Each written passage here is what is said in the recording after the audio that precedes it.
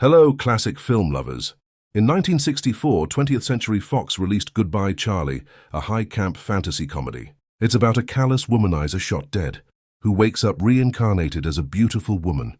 It was meant to be a glamorous hit, but behind the scenes, it was a disaster. The film was originally intended for Marilyn Monroe. After her tragic death in 1962, the studio scrambled.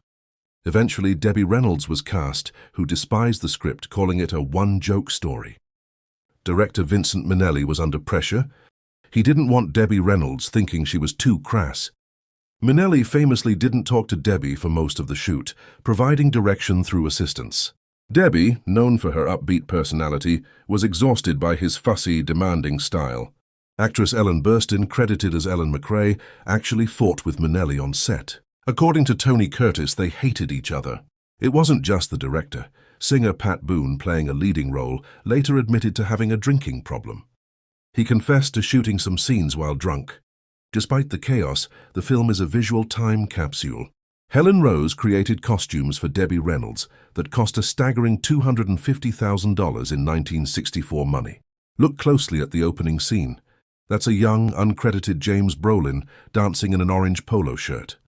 In a famous blooper, when a car races to Malibu, the film was printed in reverse, showing the license plate backwards.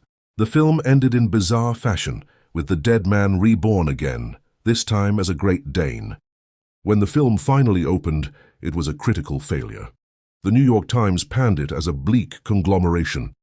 Even more embarrassing, the film opened in New York just blocks away from My Fair Lady. Director Minnelli would often walk around the block just to avoid seeing the massive lines for My Fair Lady.